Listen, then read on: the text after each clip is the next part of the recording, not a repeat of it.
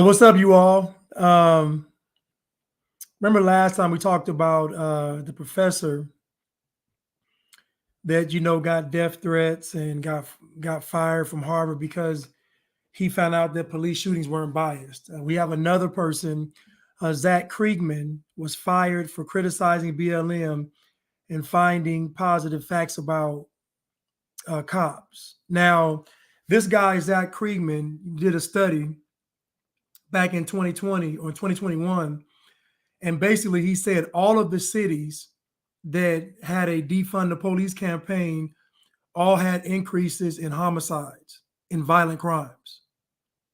He said when he did the study, all the cities that had all the protests about defund the police and police brutality, all that, they all had an increase in violent crimes. And the reason is because none of this stuff is righteous. It's not just. There is no such thing as police brutality. There is no such thing as racism. It doesn't exist. What does exist is a person taking life experiences and then trying to give them an intent. So if something bad happens to a person, they assign what happened to them bad as a form of oppression or whatever. And it's just not true. And so one of the most difficult concepts for us to grasp is that racism is not real. Anybody telling you they're fighting against racism, they're lying to you. How do you fight racism? How do you fight racism without oppressing someone else? You can't put your finger on racism. What's racist to one person isn't racist to the next person. There is no set standard for racism. It just isn't. Everybody has different tolerance levels, different preferences, different hang-ups, different insecurities.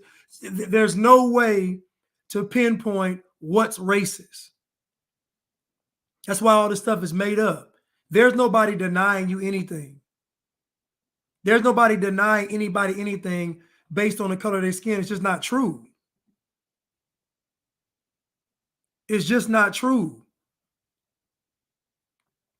You can name one media outlet that portrays Black people in a negative light. And when I say negative light, that means that it's actually saying that Black people are bad. There's no news outlet doing that. None. If racism was really prevalent, do you know how many lawsuits it would be? Just like the wage gap.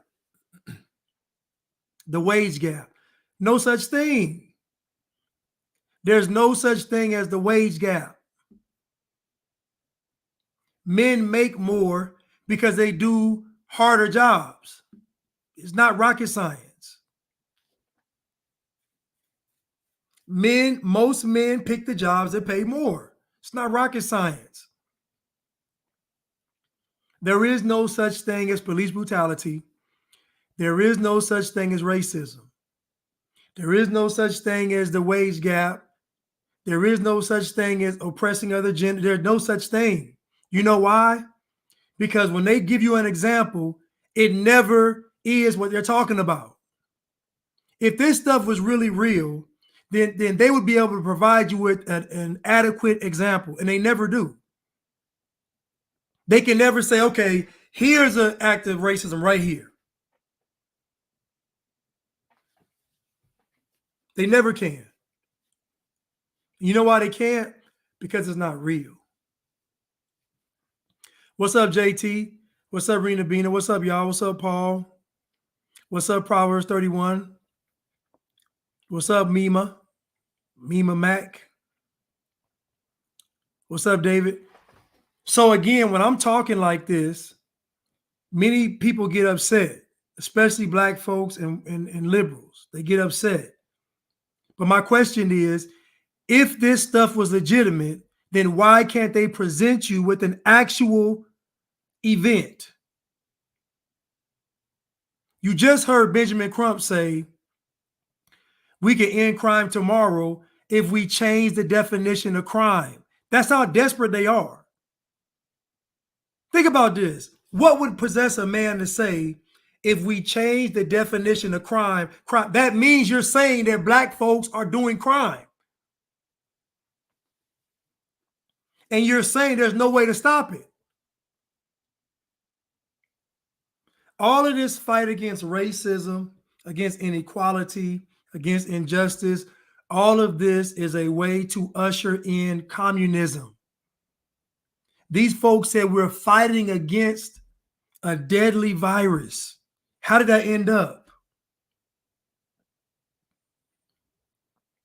How did that end up? How is these people fighting against a pandemic? How do I lose my job and y'all are fighting against a pandemic? How are the children getting set back 10 years in education and y'all fighting against a pandemic? How are folks losing jobs and livelihoods and y'all are fighting against a pandemic? How are folks dropping like flies and y'all fighting against? You know why? Because it's not real. The fight against the Peter pandemic is the same fight against racism. It's not real. Because if it was real, the results would be good. When have you ever seen somebody forsaken in a righteous fight against evil? You've never seen it. We got countless examples in the Bible of God honoring the righteous fight. Why is God not honoring any of these fights? I'll tell you why, because they're not real. And nobody wants to say it. There is no such thing as police brutality.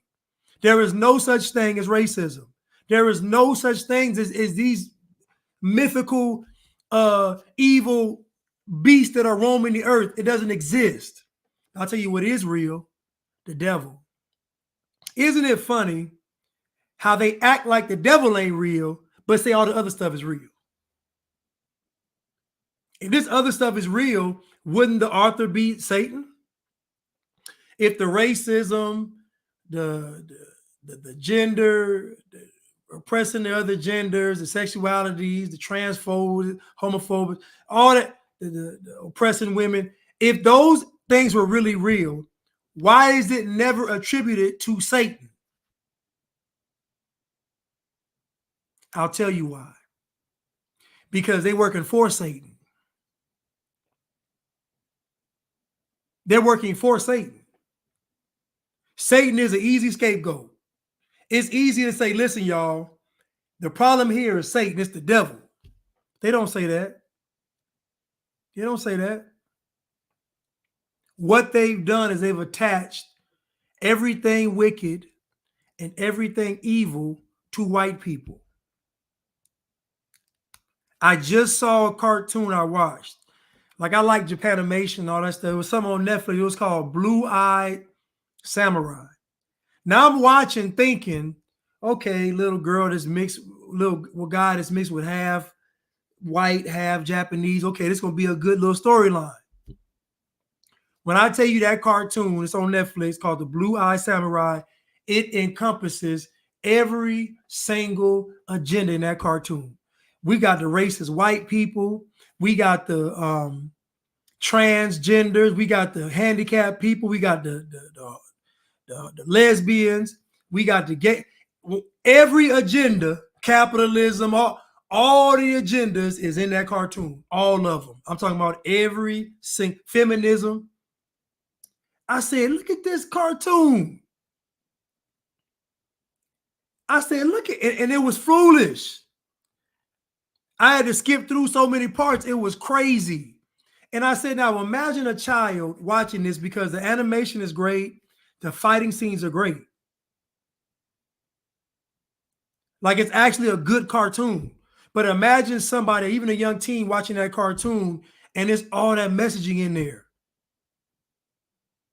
But y'all want to convince me that racism is real, but Netflix CEO is woke.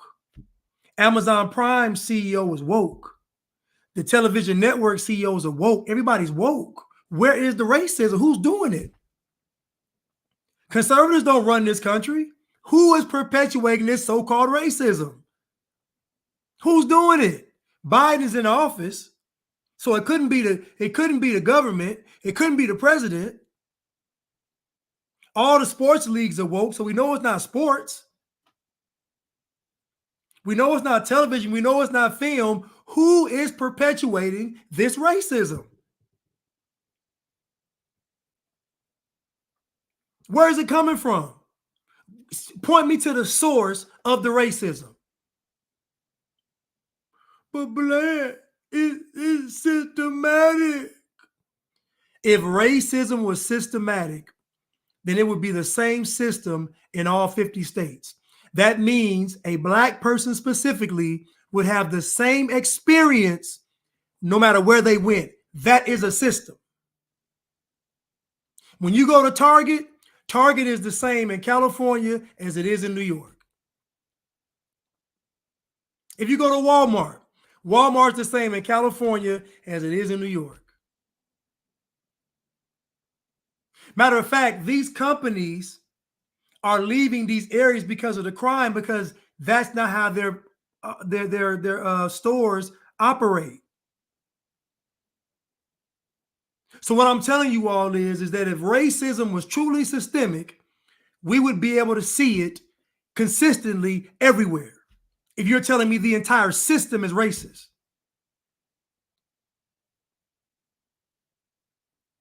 It's not true. Black people have too much pep in their step, too much spunk to be under oppression. Black folks do a little too much stunting to be oppressed. Every opportunity black folks get, they showing out. You go to them other countries, you go to them poor countries, they ain't got that same gleam in their eyes. And when y'all travel, y'all don't talk to the locals. Y'all go to have fun and stunt. Go look in the locals' eyes and tell me if they got that same gleam that y'all got, because y'all so oppressed.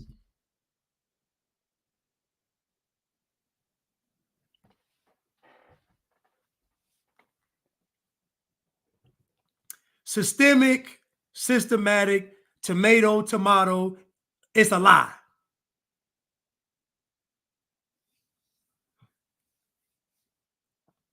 It's a lie. And folks can get mad all they want, but they can't never tell me the source of the racism. You mean to tell me the movies are anti-racism, or anti-racist, the TV shows are anti-racist, your entertainment is anti-racist, your sports are anti-racist, your government's anti-racist, everything in America is anti-racist. So please point me to where the racism is coming from. I'll tell you what they're saying. They're saying that the mere fact that white people exist, that's why there's racism. They're not going to ever tell you that. But what they're really saying is, as long as white people exist, there's racism.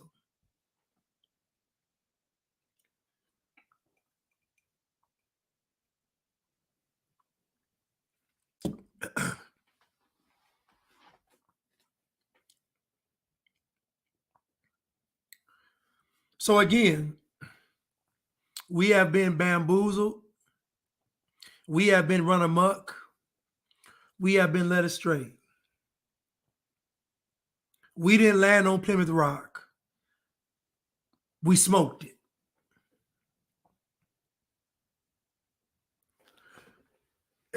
I'm going to play this clip from this movie, Roots. And this scene is the ever so clever programming of the black mind.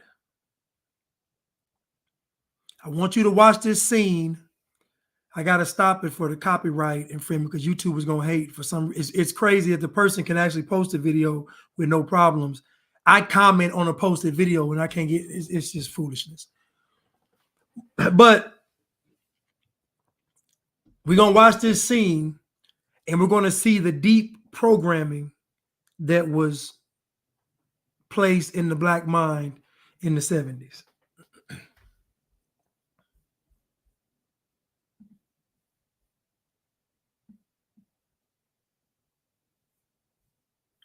Now, to set this scene up, Kunta Kinte is sent on a mission to get a bird. Again, you're about to see the great civilized Africa with all the greatness and all of the empires. So we're about to show you what they showed Africa was. Tell me if y'all see the great empires and all this stuff they're talking about. Kush and Kemet and all them. Let's see.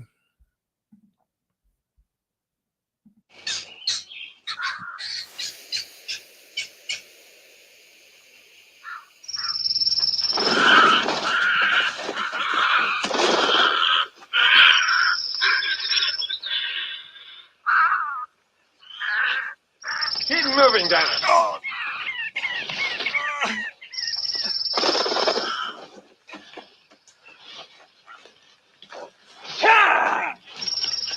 Come on, move! Move!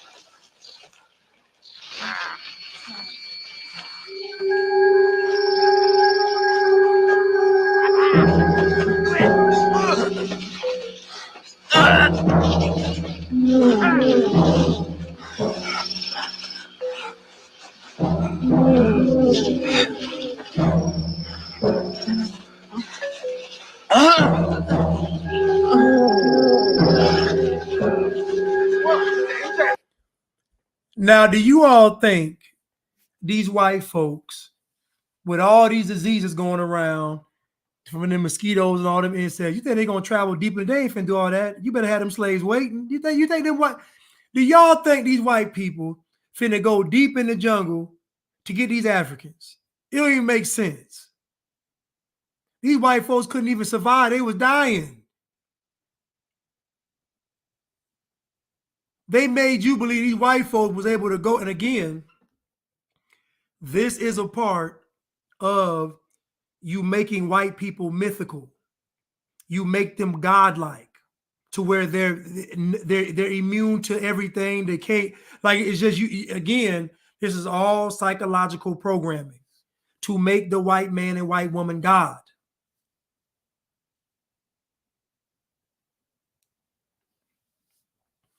So there's no way these white people would risk dying and getting sick going into these jungles of Africa. It just doesn't make any sense. They wouldn't do it. But they got to reel you in. And I asked somebody, they said, well, slavery in Africa wasn't like slavery was in America. If a person in Africa doesn't want to be a slave, what are they going to do to them? Say I'm in Africa and I say, I don't want to be a slave. So I'm going to get out these ropes and I'm going to run away. What are they going to do to me? Treat me nice? Sing a song and have me come back? No. They're going to beat the brakes off me. Slavery is brutal. The only way to keep somebody captive is through brutality. Make no mistake about it. Slavery ain't nice nowhere. If you want to find out how bad slavery is, try to leave and see what happens. You cannot keep another human being without inflicting death, pain, and violence and torture. It's impossible because you got to get the people to act right. So this notion that the Africans had a nice version of slavery is a lie. There is no such thing as a nice version of slavery. Everybody got their head knocked off. If you spoke out of turn, you get your head knocked off. You run away, you get your head knocked off. Everything was your head knocked off. So we're not going to act like, again, this putting black folks on this hierarchy of virtue. No, we're not doing that. But let's continue.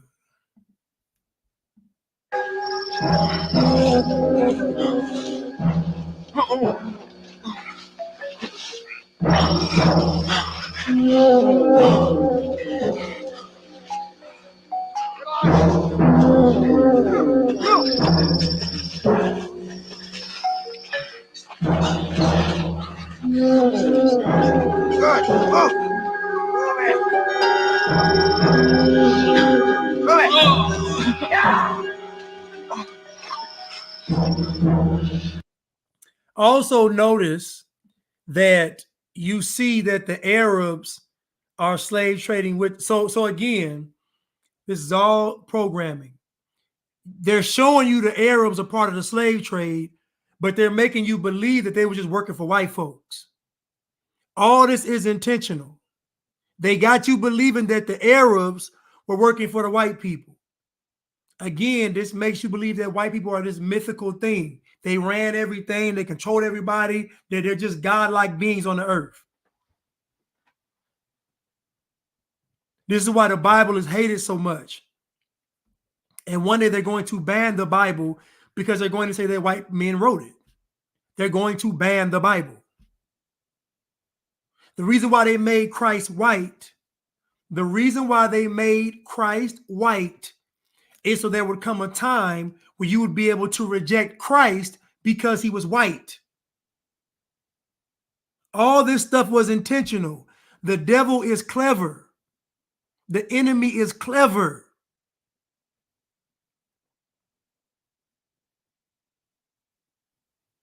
So what I'm telling you is that what you think you're experiencing, you're not experiencing it. What you're doing is responding to programming. And you've been programmed for years through your schools, through the media, through your parents, your family, your friends, the movies. You've been programmed this entire time. None of your feelings about race are authentic. They're not. They're all manipulated and controlled.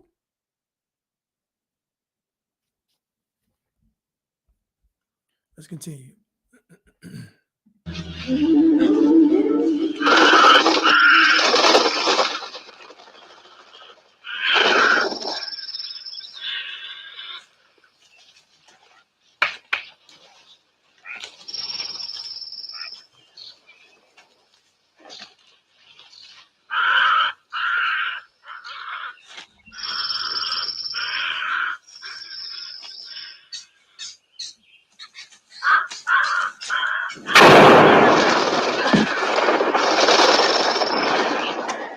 Damn it!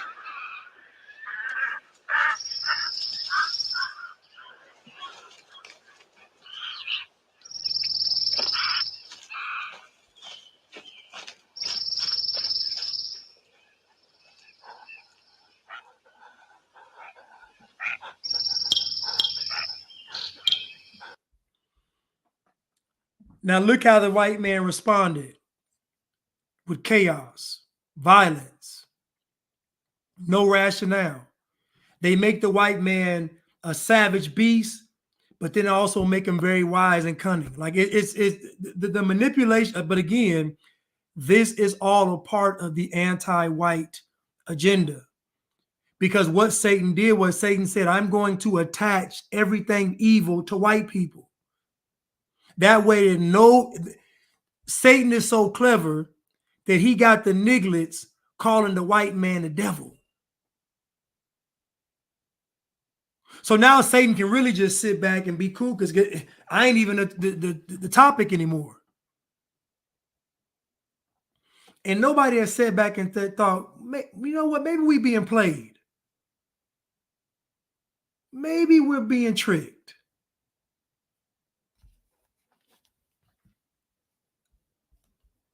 Let's continue.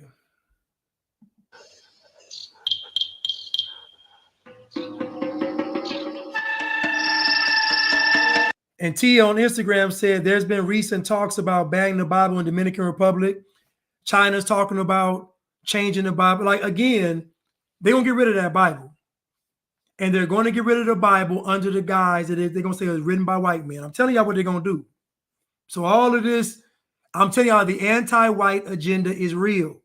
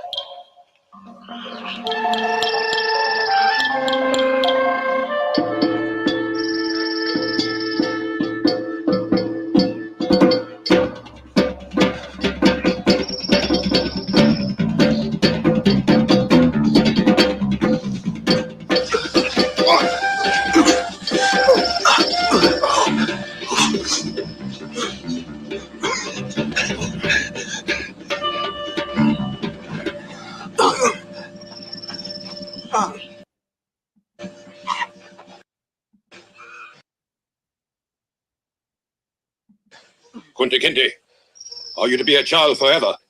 Were you not sent to catch a bird? Did you forget the instructions given you? I did not forget. Then you decided it would be better to disobey those instructions and... I saw white men. What did you say? I said, I saw white men.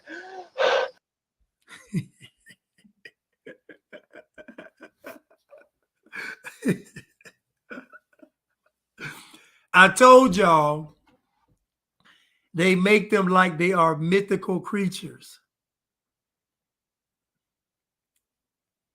They make them. I saw white man. What did you say? I saw white men. This is psychological programming. This stuff is etched into the minds of Black people for, we're talking about over 50 years. Scenes like this have been etched in the subconscious and passed down to the children and to the children's children. The white man. But anyway, so we see in this scene that Kunta is on his journey. Now think about this now. Kunta is going through his little rites of passage, and he encounters the white man. He loses one of his goals, which was catching the bird or whatever. So look how the white man took Kunta off of his path. Even before he was taken into slavery, just the presence of the white man threw him off of his path. But again, this is all intentional. This is all subconscious programming. Now you got Kunta saying he saw the white man, and whoever this guy is afraid. Now y'all told me that the African was the mighty warrior, the kings and queens, Wakanda forever, all this stuff. But the mere mention of the white man got them trembling in their boots, shaking, well, not their boots, shaking in their bare feet. Let's continue.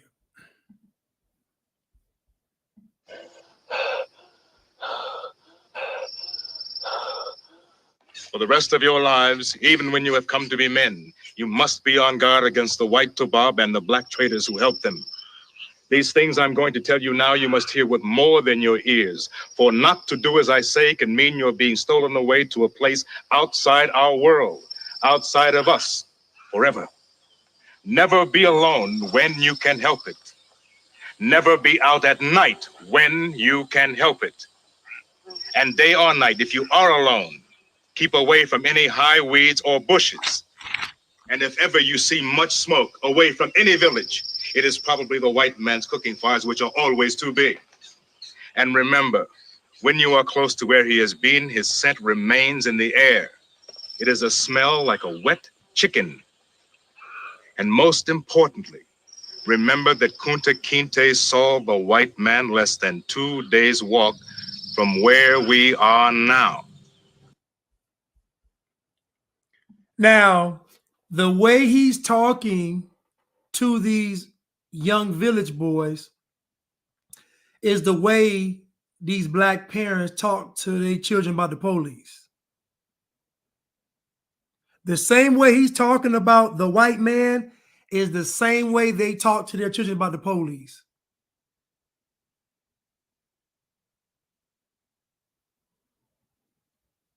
He said they smell like wet chickens.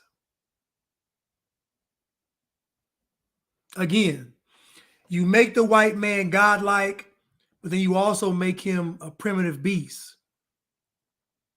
So you make him godlike when it comes to his destruction, his thirst for power,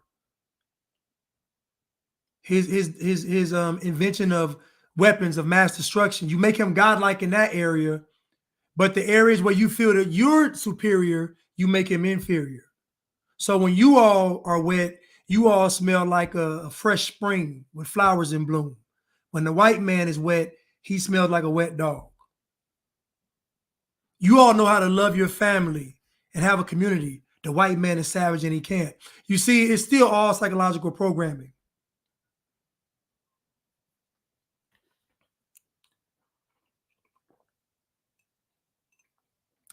A wet chicken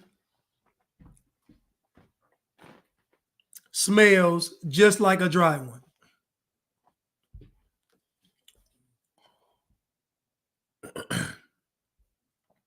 I saw what you wrote, T. I'm going to come back to it. The white man is here. I brought in one of our first. Hey. The white man is here.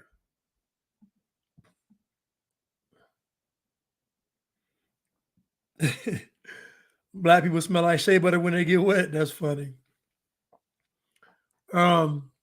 But you see that the white man is here. And so we've been getting programmed for a very long time. And the programming is programming because everything around us reinforces that program. Everything reinforces that white people are racist, that America's racist. Everything reinforces it. Let me go to, I was told something.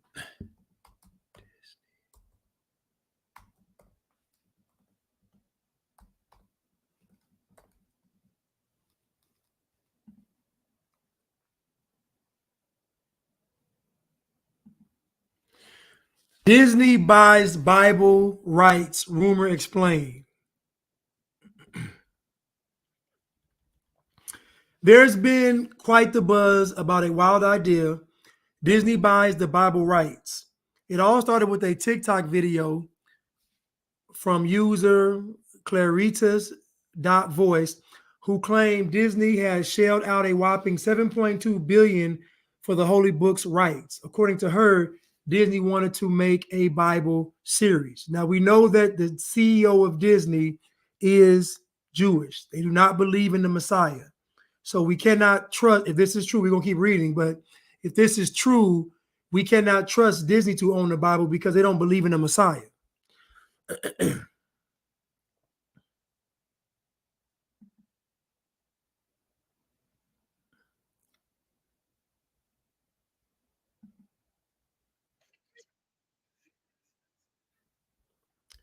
Okay, let me try to get this. Let me try to pull this up.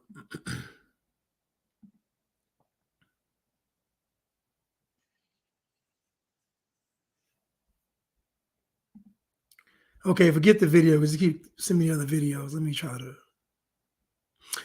She even mentions that specific verses had been removed from certain Bible versions after Disney's buyouts.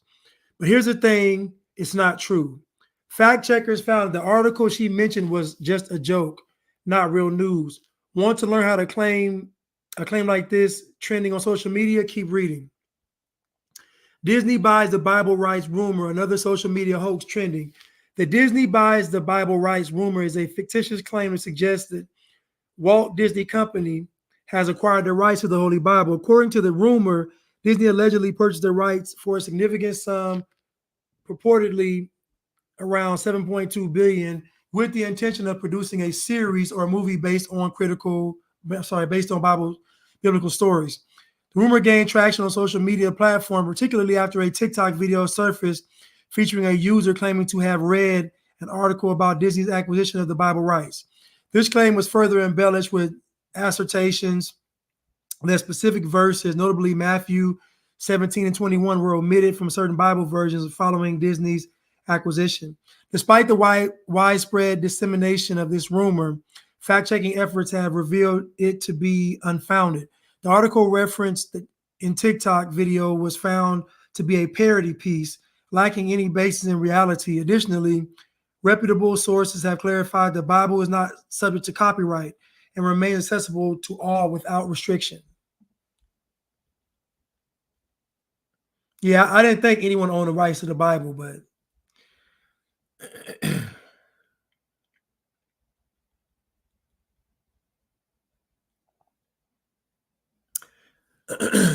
but again, things like this are what discredit social media. when we start, people just make videos and they go viral, and it happens a lot, especially with black folks. Black folks be posting the most ill-informed videos and the stuff just be all whatever. Now, I didn't think you could buy the rights to the Bible. However, since the Bible doesn't have anybody that actually owns it, you are at liberty to change the Bible when necessary. So what you're going to have is, again, different. They got a gay Bible, they got a satanic Bible. So what you're going to find is people making their own version of the Bible, taking out all stuff they don't like and keeping the stuff they want like, and then adding what they want to add to it.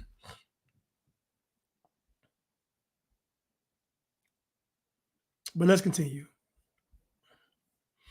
Let's go back to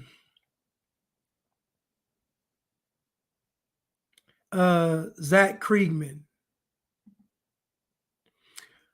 White Thomson Reuters data scientist says he was fired from $350,000 role by woke bullies for sharing data showing cops kill more unarmed white people than black people, and claiming BLM contributed to deaths of thousands. A former director of data science at Thomson Reuters said he was fired for sharing research on the company's internal social media platform that showed police killed more unarmed white people than black people, and that the Black Lives Matter movement allegedly caused the deaths of thousands. Zach Kriegman, who worked at Thomson Reuters for 6 years before being fired last summer, claimed he was let go from his $350,000 job because he stood against companies reporting conventions on BLM in order to dispel what the false narrative the black people were the largest victim of police violence. Goodness, he's making $350,000. Oof. Now we've seen two instances of two people that got fired for doing the research and telling the truth. So my question to you, if they're firing people, one guy's black, one guy's white, for telling the truth, then that means the folks that aren't getting fired are the folks lying. If telling the truth gets you fired, then telling the lie gets you promoted. So now you see, when I talk about this black culture and where this thing is really headed, this is an incentive for people to not tell the truth.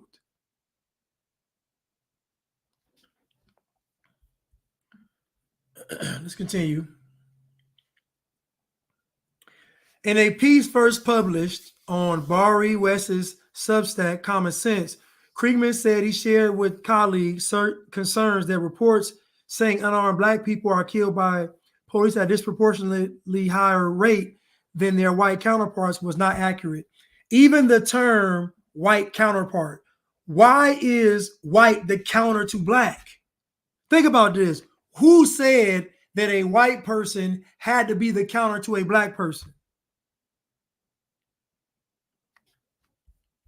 Think about this. They're white counterparts. Why is everything bouncing off of what white people do? We have to be honest. Even the woke liberals out there listening, even you communist troglodytes listening, even you socialists listening, even you woke weekend warriors listening right now, we got to agree that white culture and black culture are not the same. And if the cultures aren't the same, then how are we comparing the two cultures? Arabs had slaves. You don't compare blacks to the Arabs. Jews ran a slave trade. You don't compare blacks to the Jews. The Portuguese, you don't compare black folks to no other group that quote unquote had slaves. But you only compare them to the group that you called white that's not actually white, to the group that's black but not actually black. Now you see why they have these color codes. Now you see what Satan did. Satan got you two colors that are supposed to be the opposites of each other. So now everything that's done is compared between the two groups. Racism only exists between white and black. You don't see no other group protesting about racism or complaining. How many times you heard an Asian person say microaggressions? A Hispanic person say microaggressions? They don't even talk like that. Most of the race talk comes after somebody black done said something, holding everybody hostage with an idea.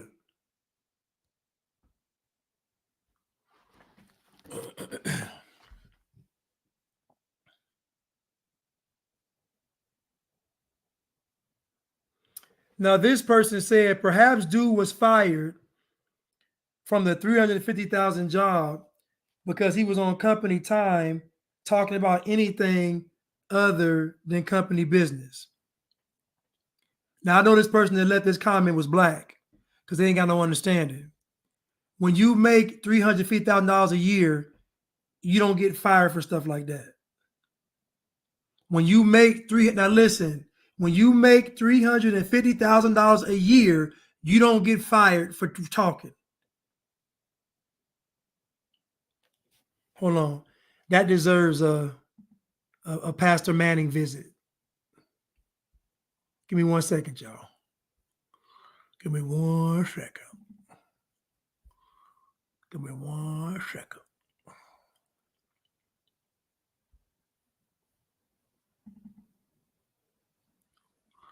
Give me 1 second.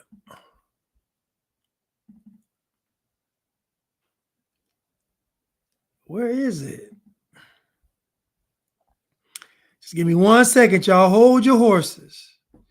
Just give me 1 second.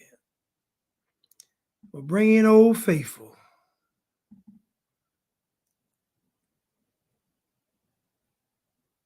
Come on, man. Where's my pastor at, y'all? Where's my pastor?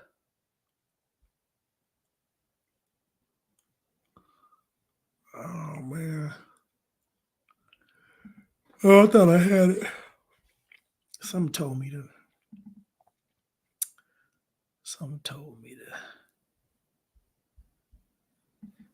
Oh, well.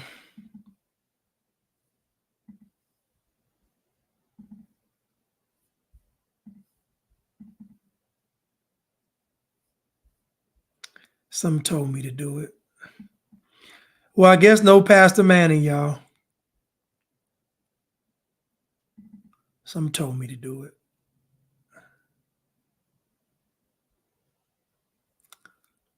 Oh!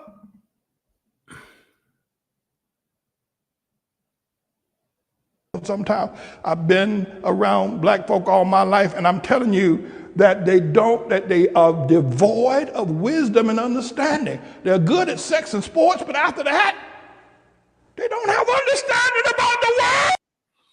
So, again, thinking that this man got fired because he was talking about something other than company business is insane. He got fired because he told the truth. That's why and he's white. That's why he got fired.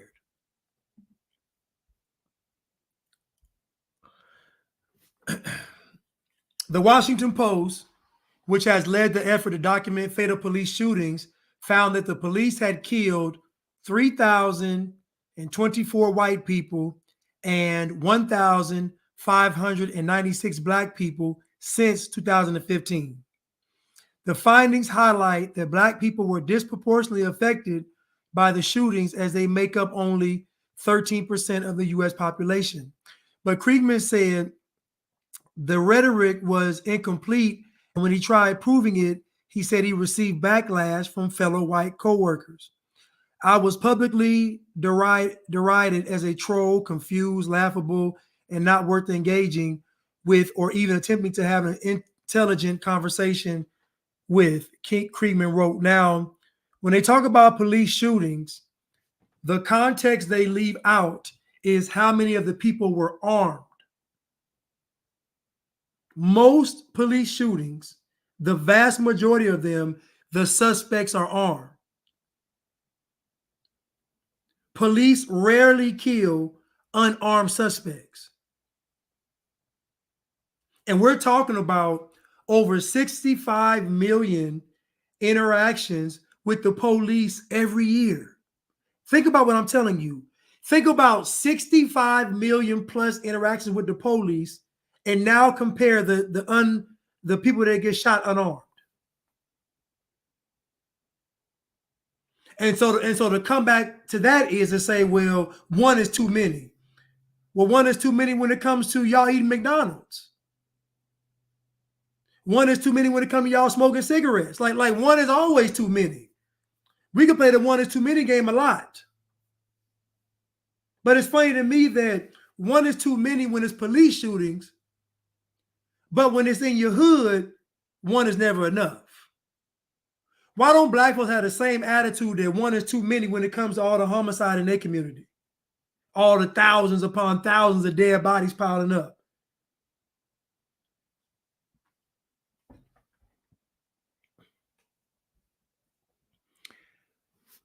I'm in complete agreement with you, sir. Why would you assume I lack understanding? I didn't assume. Your comment let me know you lacked understanding. I didn't assume anything. Your comment, what you said, made me say that.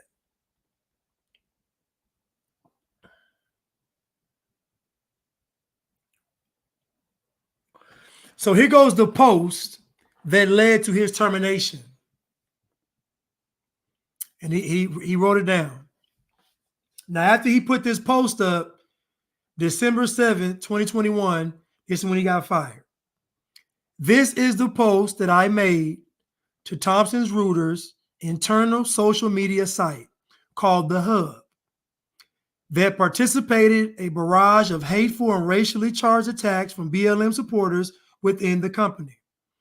When I brought those attacks to the attention of Thomson Reuters' Human Resource Department, my post was censored and I was told I was not allowed to use any company communications, channels, emails, Teams, the Hub, etc., to discuss the attacks I had experienced.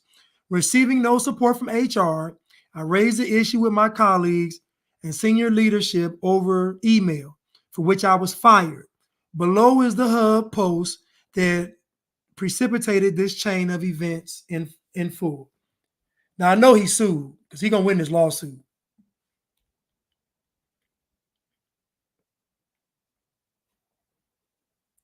BLM spreads falsehoods that have led to the murders of thousands of Black people in the most disadvantaged communities. Now, the reason why he made this statement, as I told you before, he already knows the numbers of all of the places where BLM had their riots, the homicide rates skyrocketed. That's why he made the comment. He didn't just make the comment. He made the comment based on statistics. And because Black folks don't care about homicide in their community, what he said was deemed offensive and racist.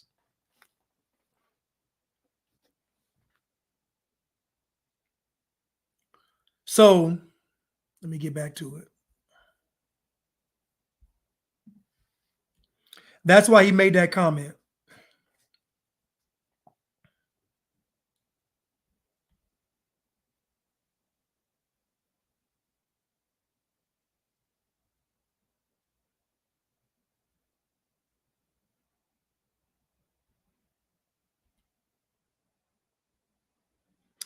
The Washington Post reported that while more unarmed white people have been killed by police since 2015, Black people have been disproportionately affected as they only represent 13% of the population, but make up 1,596 of the deaths so far. Now, I wish you all could see this graph, because this graph, when have you ever seen a graph not go in order?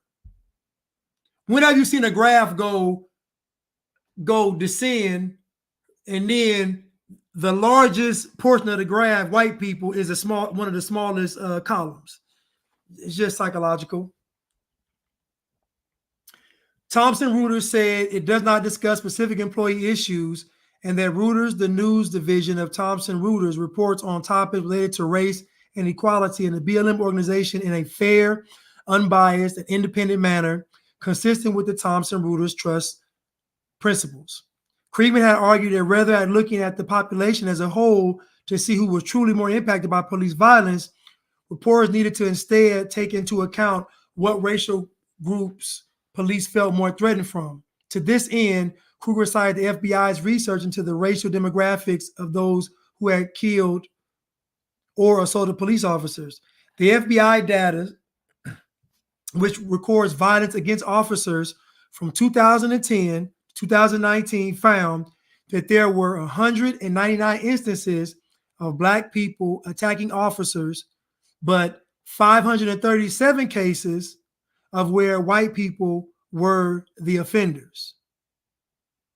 He said these instances better align with the Washington Post findings, concluding that unarmed Black people are not disproportionately affected by the police killings. Let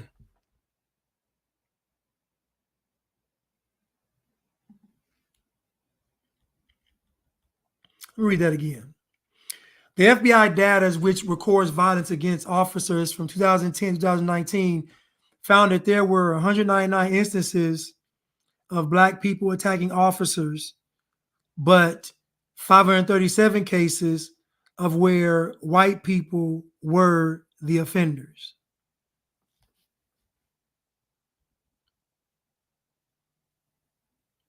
I don't get that.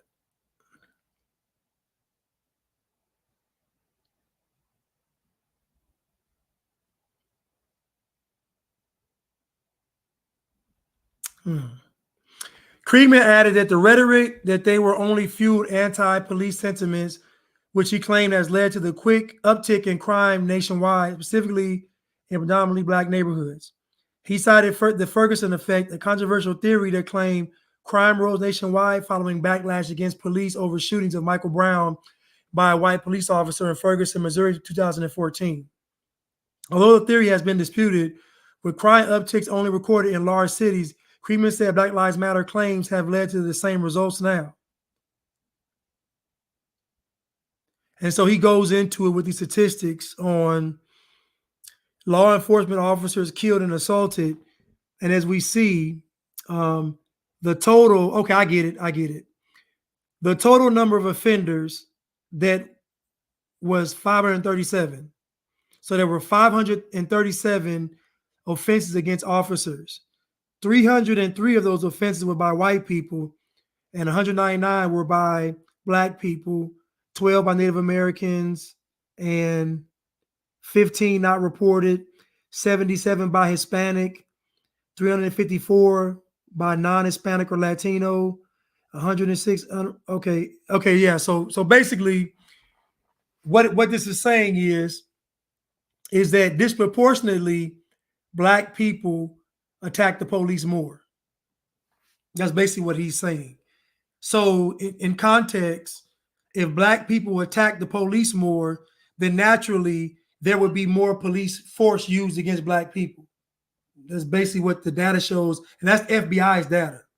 I read that from the FBI. So is the FBI, they racist too? I guess so.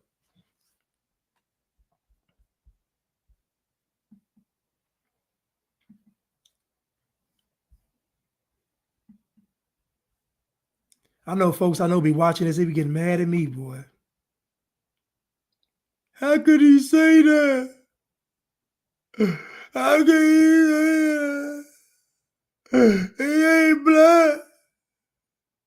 He like Trump. Was in the wrong part of town. The wrong part of town? Yeah. Oh, so what are you saying? That Black kids aren't allowed in white neighborhoods? Come on. They wouldn't be there unless they were looking for trouble. And you better talk to your kid. He gave me a lot of lip. Oh? Yeah. Is that why you made him get out of his car? Is that why you forced him to lie down? Is that why you cuffed him? Here you go. Thank you. Look, I've had enough of this. Oh, wait a minute. I'm not finished with you yet, Evans. Look, Sarge, If your son had just told us he was a cop's kid, it would have been no problem. So what do you say? That you only harass black kids whose parents aren't cops? I didn't say that. You didn't have to say that.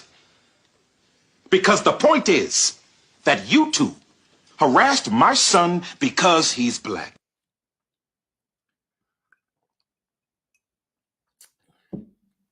All Eddie Winslow could do was play basketball and sing. He was a poor student. I think he said he had learned it. So if Eddie Winslow's riding around and all he can do is play basketball and sing, and it's at night, ain't no basketball courts around, he ain't going to no game, he ain't got no girl he's singing to, he up to no good. The police did right. The police did right. What you doing driving around at night anyway? How come nobody ever gets bothered by the police doing something constructive? Kid going to school, don't get bothered by the police. Kid going to college, don't get bothered by the police. Folks going to work, don't get bothered by the police. Folks working in the community, don't get bothered. It's all when people construct it, the police don't even bother them. When people are constructive, the police don't even bother them.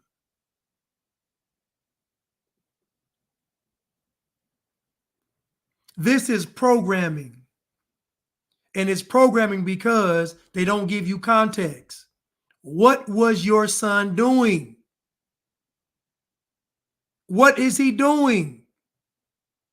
The police, part of their job is to prevent crime. So if they see something that looks suspicious, then the police are going, they're supposed to. God forbid you're a police officer and you saw something and you say, I'm not going to say anything because they're black. And then those black people that you don't want to say anything about committed a horrible crime. Now you're tormented for life. This goes for everybody. You cannot be afraid to do what is right. You can't. When it comes to doing what is right, you got to just live with the consequences. But your relationship with God lets me know how you feel about doing right. Because if you really got a relationship with God, you're going to do what's right no matter what the consequence is. But now you got people second guessing doing what's right for the sake of black people who aren't second guessing doing what's wrong. You got everybody walking on eggshells, contemplating whether we should do what's right. Meanwhile, black folks ain't considering nobody. They're doing what they want to do.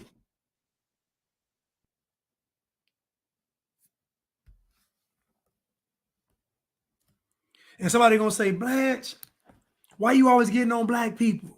Who else does? Honestly, who else holds black folks accountable? Who? Cutting Through the Culture, Officer Tatum, Candace Owens, Jesse Lee Peterson.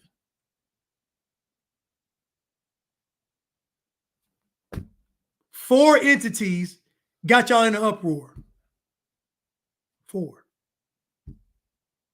You mean to tell me 4 people, you got, okay, let's say it's 10 people. Let's say it's 20 people. You got 20 people talking and black folks in the uproar. 20.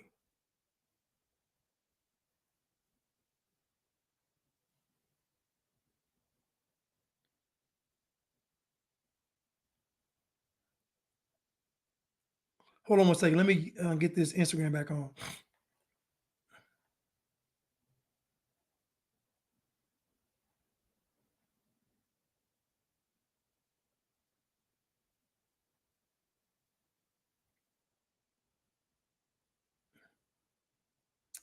Hold on 1 second, John. I'm sorry.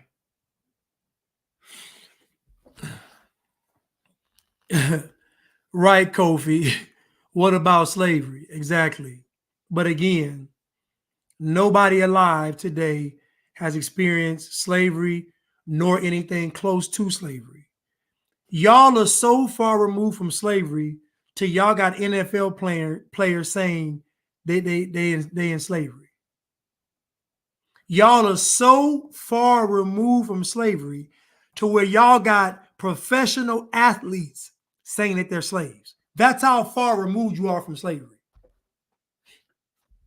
That somebody making millions of dollars a year is a slave. That's how far removed you are from slavery.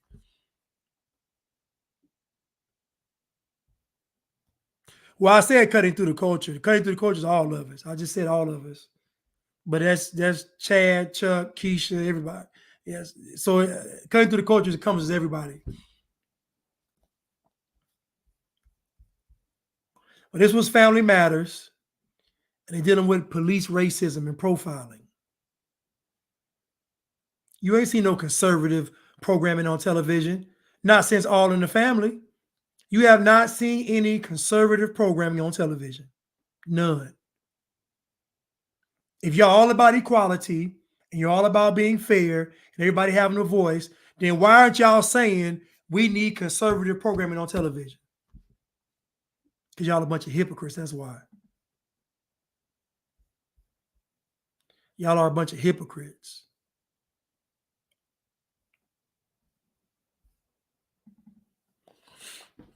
All the crime in America overnight. Just change the definition of crime. Of course. If you get to define what conduct is going to be made criminal, you can predict who the criminal is going to be. It sounds like we're criminal, though. No, the culture. But they made the laws. They make the law to criminalize our culture. To fit up.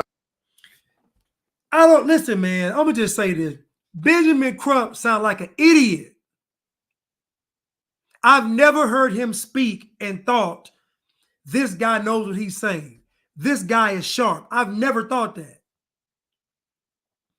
Every time he opens his mouth, he sounds like a low, intellectually deficient person. I'm trying to say it nice. I want to say something else. But he never opens his mouth and he sounds intelligent ever. I'm like, how is this dude the face of social justice and he can barely talk? Yes, I'm going to say it. Benjamin Crump is a DEI lawyer. I said it. Benjamin Crump is a DEI lawyer. He got that job because he's dark-skinned. He got that job because he got a big milk dud head. It ain't easy winning a case when you got everybody on your side. It's not hard winning a case when you got the whole media in your back pocket, when you got Hollywood in your back pocket, when you got the NAACP, BLM, and all the other organizations in your, it ain't hard winning a case. You got all the social leverage, all of it. He ain't no good lawyer. He has all the leverage. This is the dumbest thing he could have ever said. You can get rid of crime tomorrow. We change the definition of crime.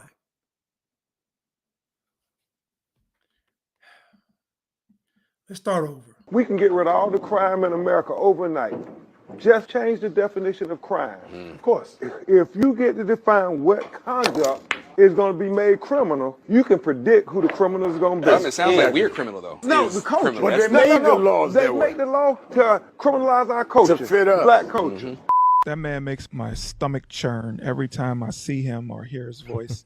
Yeah, it's completely asinine. And the thing is, For all of the blacks who agree with Ben Crump, just think about this at the micro level. Think about this as it relates to your own home. If your children are being little degenerates, would you then say, okay, you're destroying the house, you're not doing anything that I ask you to do, you're being completely disobedient, you're cussing me out, you're threatening me and all the things, but you're not the problem. You know what's the problem? The rules of the house. That's the problem. So what I'm going to do is I'm going to change the rules to make it to where you can continue being a little badass. You don't make the household better. Things aren't going to magically get better in the household because you decided to not call sin sin. You decided to not call evil evil. You decided to look at it as though, well, the child being bad, it goes back to who they truly are, and they're just expressing themselves. Right. They're not the problem. Rules are the problem. So if you won't do that in your own house, why then would you want that to happen on the larger scale, like in the larger society? The fact.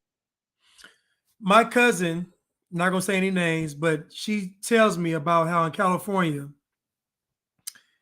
they're trying to lower the standard for the bar. Now, why would they want to lower the standard for the bar? What Benjamin Crump is saying is really what they like to call a dog whistle. It's really a dog whistle for the libtards. If we lower the standards, then the people of color will be able to do it. My cousin told me they are literally trying to lower the standards of the bar. How could that be good? I'll tell you why. Because they know that the lawyers are going to be fighting against all the woke stuff. You don't have to be articulate. You don't have to be well-read. You don't have to be well-versed. You got to just look the part. The media will do the rest. Biden and Kamala Harris will do the rest. Obama and Big Mike will do the rest. BLM will do the rest. George Soros will do everybody will do the rest. Can y'all imagine Ben Crump trying to argue a case?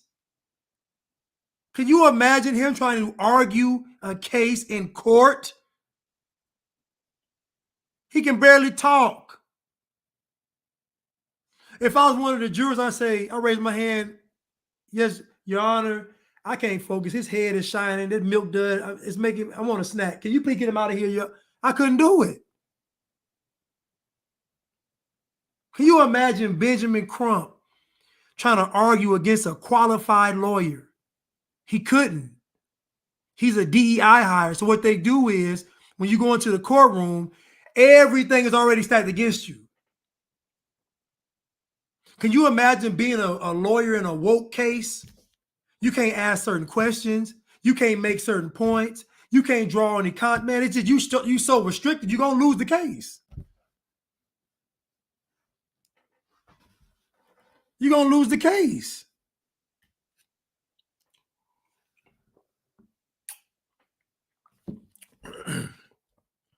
Fact is, a civilization is not a civilization if you don't have rule of law. You have to have rule of law. And the laws that he's referring to impact and affect everyone under the jurisdiction of that law, irrespective of race. And so if it turns out that blacks are the ones who are actually being charged with these crimes more so than other cultures, then that comes down to an issue with the culture, not with racism.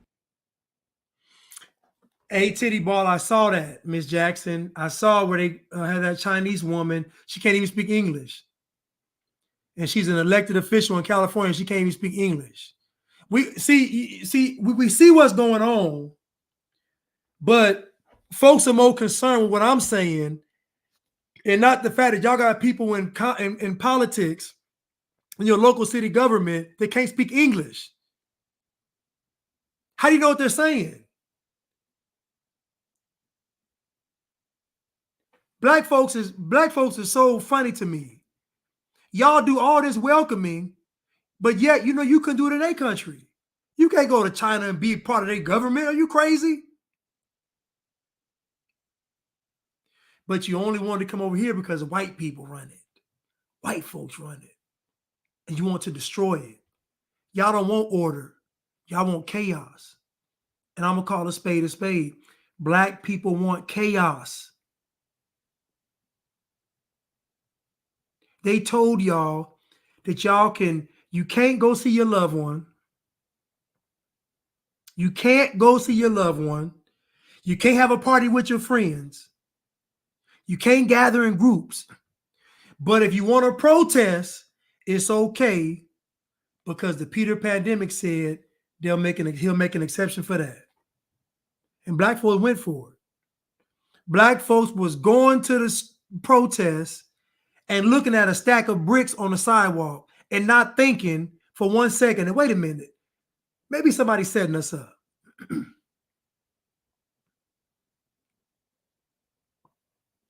Those people got on TV from that April to the end of summer, telling them folks to go out there and tear the streets up. Not one person said they were trying to overthrow the country. Not one person said they were inciting riots. Trump didn't say it, and they said he did. I can't even say they're lying because you know they're lying. So what do you call it when you know they're lying? I'll tell you what you call it. You call it being complicit.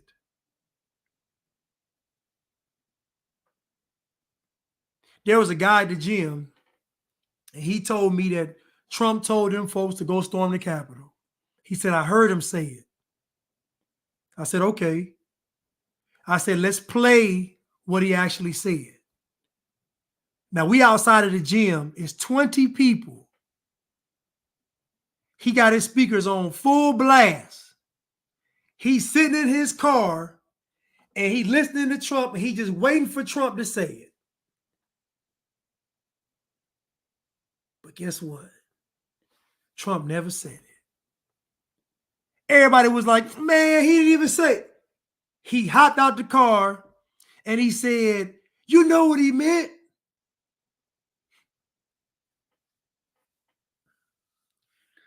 He said, you know what he meant.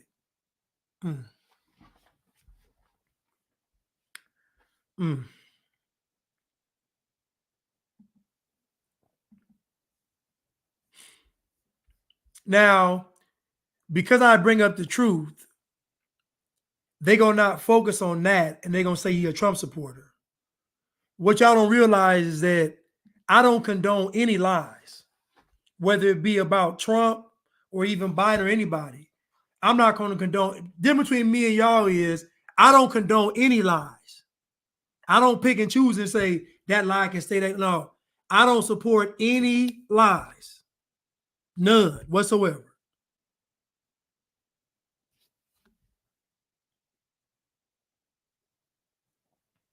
Let's continue.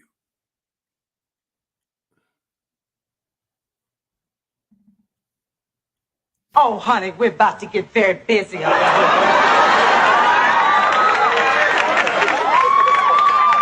Sit down. Hey, you don't talk to my wife like that. Now, wait a minute, buddy. Who the hell do you think you're talking to? Who the hell do you think you're talking to? What's going on here? Can I help you, sir? I'm Henry Firth.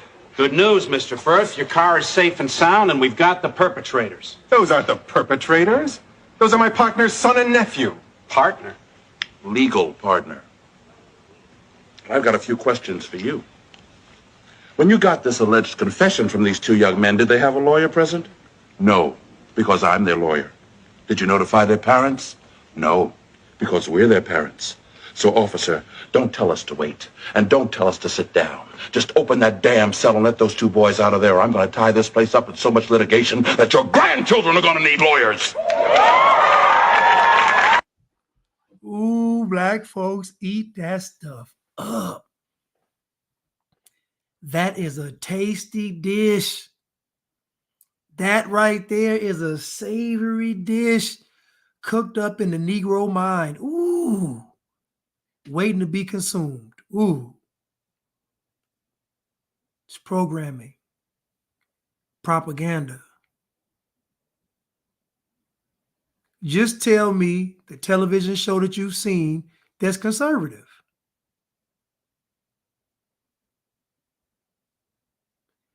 Just tell me the conservative programming you have seen on TV. If you all are all about equity and you're all about equality, then why is there no conservative programming on television? Why aren't there any conservative movies in the theaters? Now, we already know that the woke movies tank at the theaters. So money couldn't be the reason why you don't have a conservative movie. So we know that it's not about money because the woke movies fail repeatedly over and over again. My question is, if you're about equity and equality, why aren't the conservative directors and conservative actors and conservative producers given a chance in Hollywood? Oh, okay. Okay. Okay. Ms. Jackson said it's conservative TV when it's off. Right. Right. Oh, man. One more time. No, because we're their parents, because I'm their present. And from these two young men, did they have a lawyer present? You got this alleged for you. When you got this alleged confession from these two young men, did they have a lawyer present? No, because I'm their lawyer. Did you notify their parents? No, because we're their parents. So, officer, don't tell us to wait, and don't tell us to sit down. Just open that damn cell and let those two boys out of there, or I'm going to tie this place up with so much litigation that your grandchildren are going to need lawyers. Yeah, we eat that up, boy. Thank you. I'm going to look up Pure Flicks. I'm going to look it up. Yes. Hold on. What's funny is, wasn't both of them sweet? Wasn't the dad from the Fresh Prince and Family Matters? They both were sweet. Carl was sweet and Uncle Phil was sweet. Both of them. And they portraying the masculine man on TV. Tell you, they setting y'all up, boy. For a long time. They've been setting y'all up for a long time.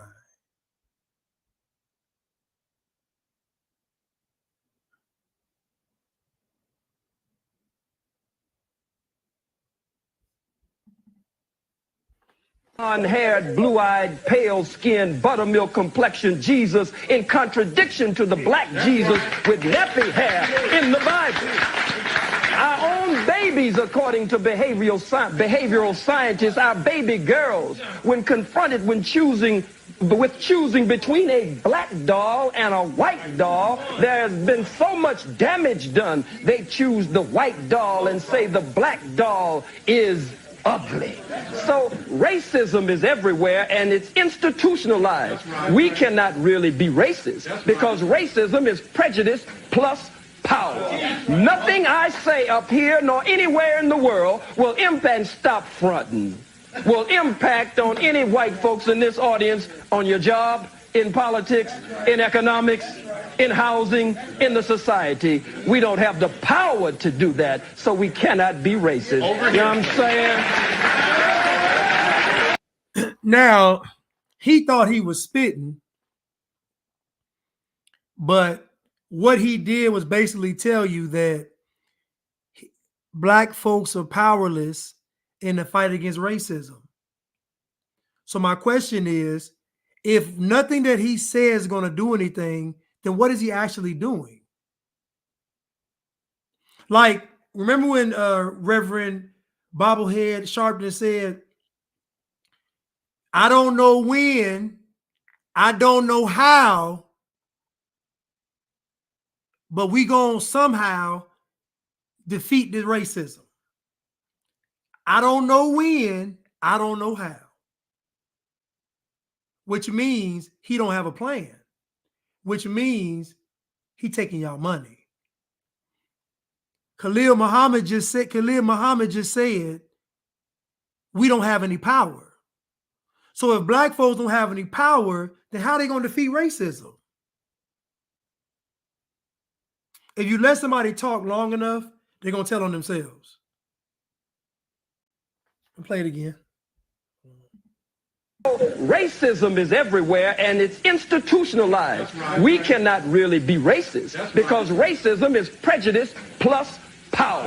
Nothing I say up here nor anywhere in the world will impact, stop fronting, will impact on any white folks in this audience, on your job, in politics, in economics, in housing, in the society. We don't have the power to do that, so we cannot be racist. You know what I'm saying?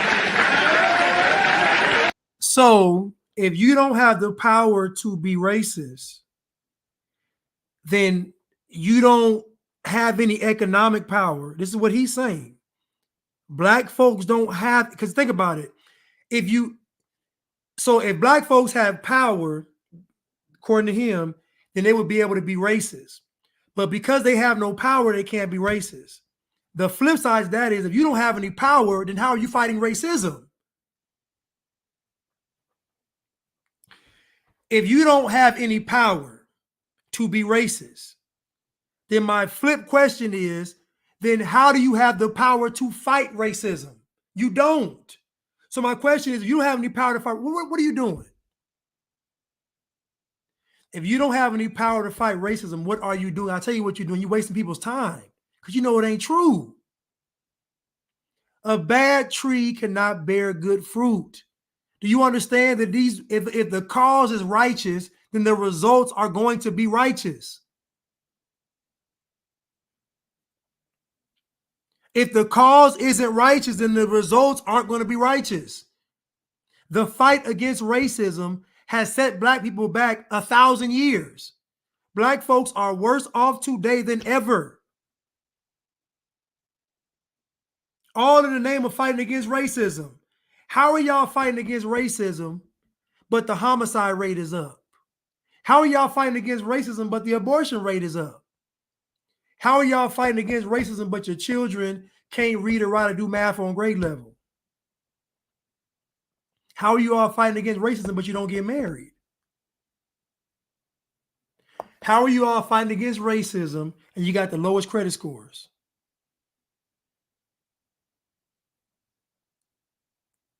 How are you all fighting against racism and y'all spending almost $2 trillion a year? Like, think of what I'm saying. I'm saying these are unrighteous fruits. So you're telling me that it's a good tree, but every fruit on the tree is rotten.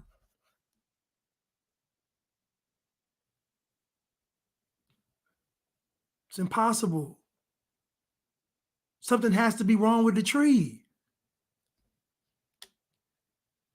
Something has to be wrong with the tree, y'all. You mean to tell me there's no good results from this?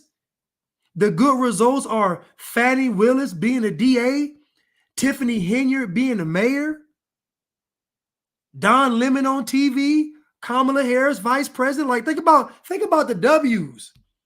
Charlemagne the God with a show. Like, think about the W's. The 4 largest cities in America got black mayors. Think about what the wins are.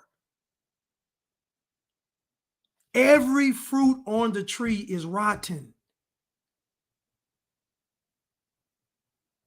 All in the name of social justice, to fight for equality, to fight against racism. All in the name of that. Look where black people are.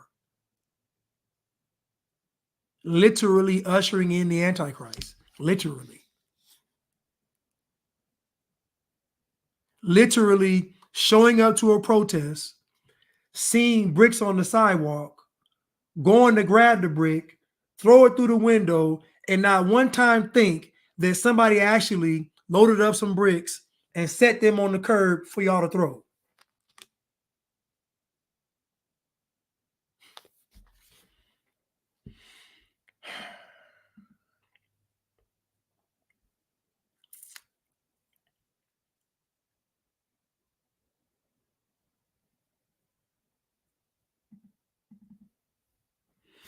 To stand up for workers came. The time to stand up for anti-censorship came. The time to stand up against fascism came, and against big pharma and the mixture of government and big and corporations. The time came. And all those people blinked and they tucked their tail and they still won't stand up and say a goddamn thing about it because they don't have the enough as integrity as a goddamn pothead comedian hosting a YouTube show. And that's a sad thing to watch your heroes fall right in front of your face. These people who are still screaming about fascism and Donald Trump on January 6th and all, they don't got any, they could give a shit about when fascism comes to America because it's here and they're not fighting about it. They're not fighting it. They're not screaming about it. They're not trying to correct it. They're not standing up for workers. They're not standing up for doctors or medical professionals. They're not standing up for truth tellers. They're not standing up for anybody except they hate Donald Trump. Well, bravo. Look at the big balls you don't have.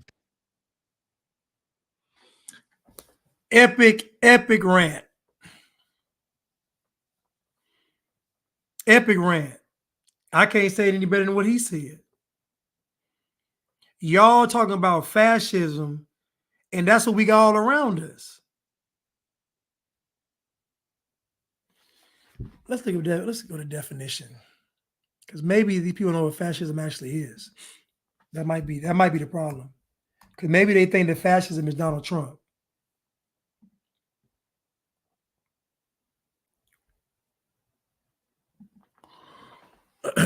Fascism, a political philosophy, movement, or regime such as that of the fascisti, that exalts nation and often race above the individual, and that stands for a centralized autocratic government headed by a dictatorial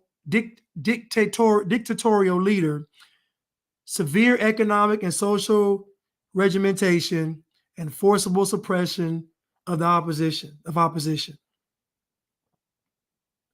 A tendency towards or actual exercise of strong autocratic or dictatorial control. Now, does that sound like Donald Trump or Joe Biden? Honestly.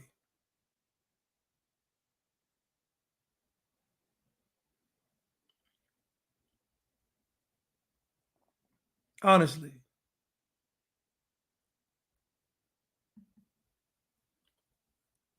Think about what it said.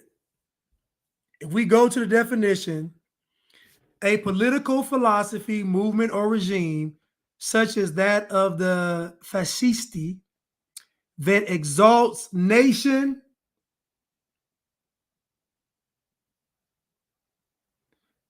they cut my video off. They cut my video off because I'm giving a definition of fascism on Instagram.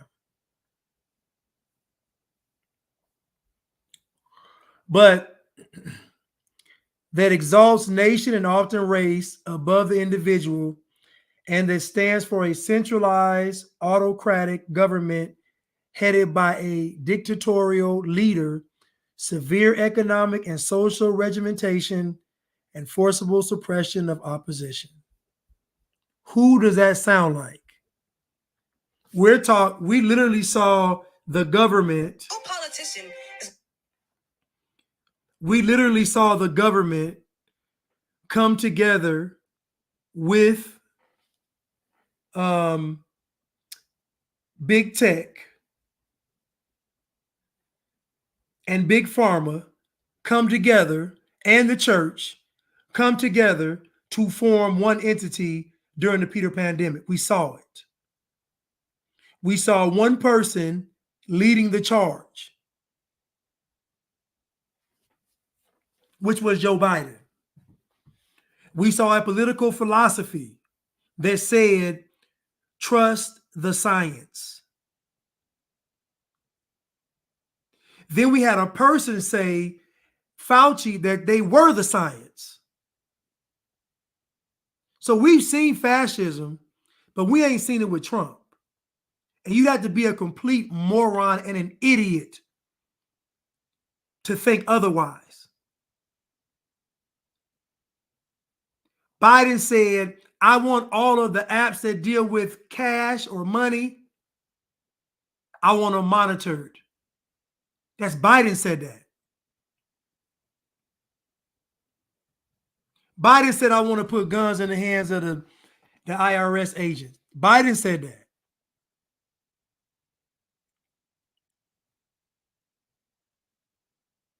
Biden said, let the children go to the same bathroom and transition, or I'm going to cut the school lunch funds. Biden said, this is what, so again, you got to be an idiot because Biden has been a dictator this entire time.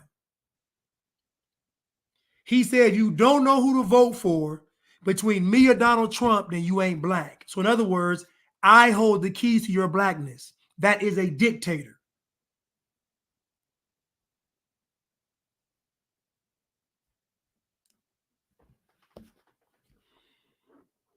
He cutting a check for the immigrants.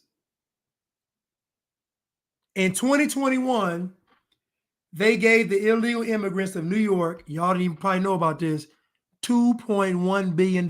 Where's that money at? How does New York still need money if they got $2.1 billion in 2021? Talking about fascism. Folks don't know what it means. What folks do know is like people who live in life like it's a pop-up book, a picture book. Fascism, Donald Trump. That's what they know. Joe Biden told all these businesses, if these folks don't want to get that poke, then fire them. That's Joe Biden doing that.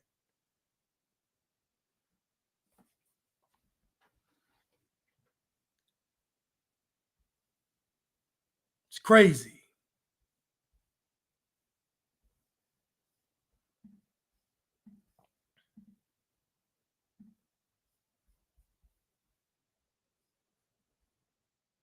The time to stand up for workers came. The time to stand up for anti-censorship came. The time to stand up against fascism came, and against big pharma and the mixture of government and big and corporations. The time came. And all those people blinked and they tucked their tail and they still won't stand up and say a goddamn thing about it because they don't have the enough as integrity as a goddamn pothead comedian hosting a YouTube show. And that's a sad thing to watch your heroes fall right in front of your face. These people who are still screaming about fascism and Donald Trump on January 6th and all, they don't got any, they could give a shit about when fascism comes to America because it's here and they're not fighting about it. They're not fighting it. They're not screaming about it. They're not trying to correct it. They're not standing up for workers. They're not standing up for doctors or medical professionals. They're not standing up for truth tellers. They're not standing up for anybody except they hate Donald Trump. Well, bravo. Look at the big balls you don't have.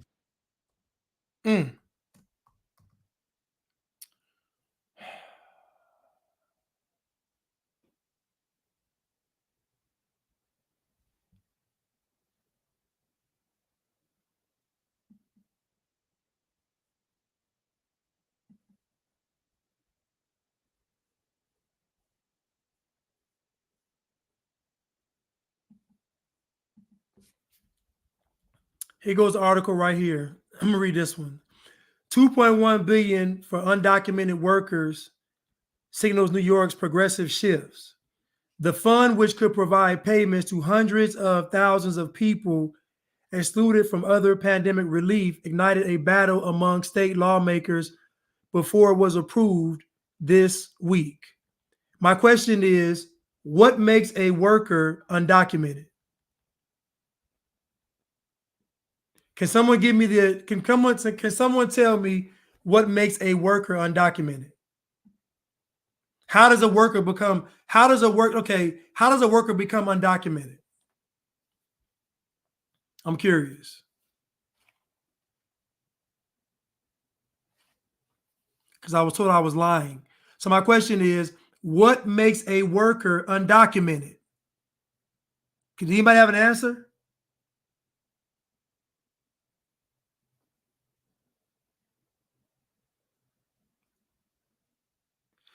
Mountain Woman said no social.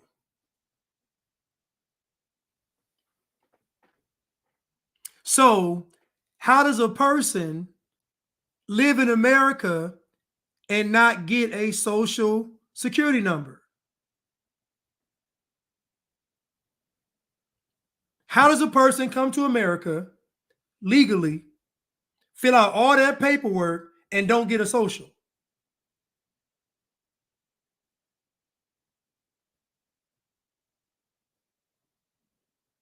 So somebody said no documents to prove who they are. So my question is, what makes a worker undocumented?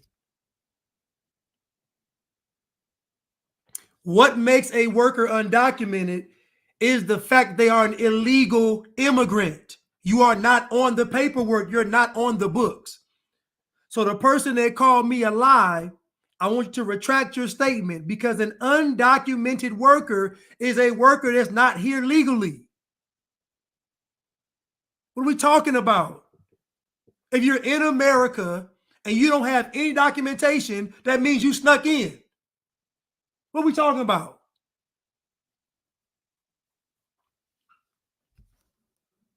We used to sneak in places and they wouldn't have no wristband on.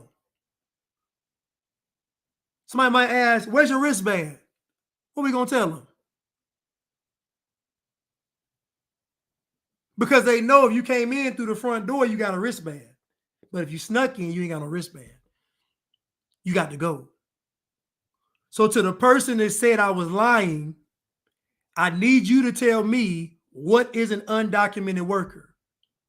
An undocumented worker is an illegal person working in America. So they got 2.1, like I said, $2.1 billion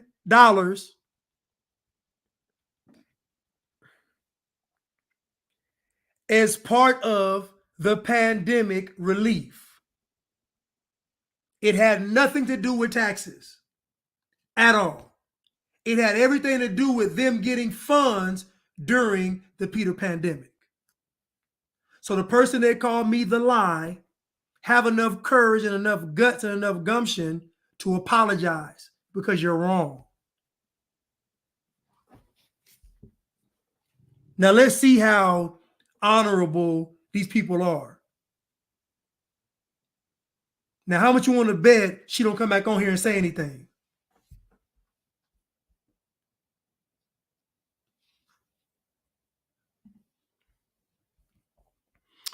Well, you all,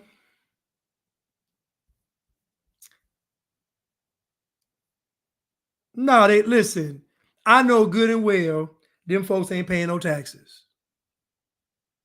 I know good and well them folks ain't paying no taxes. The folks that pay taxes don't get bothered. I done talked to many of folks. They say, they all tell me the same thing. If we pay our taxes, they don't bother us. They ain't got no license, no nothing. But they said, but if we pay these taxes, we good.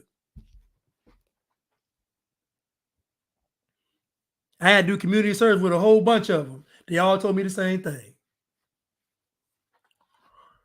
All right, y'all. That's it for tonight. I'm sorry. I will be back on Wednesday, though. Oh, no, I won't.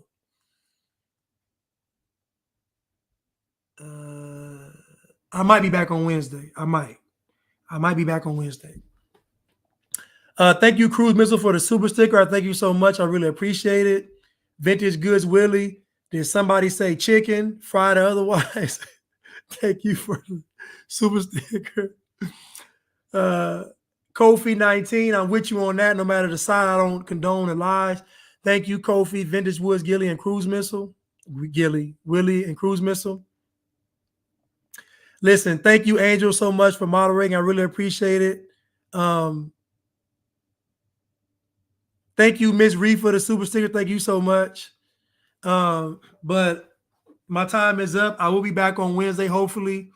I got to go to a game, a high school basketball game, playoff game. But I will be back. If not Wednesday, then definitely Friday. But anyway, I love y'all. I thank y'all so much for tuning in. Thank you, Ms. Rhea, again. And I'll be back. You have a good night. Thank you.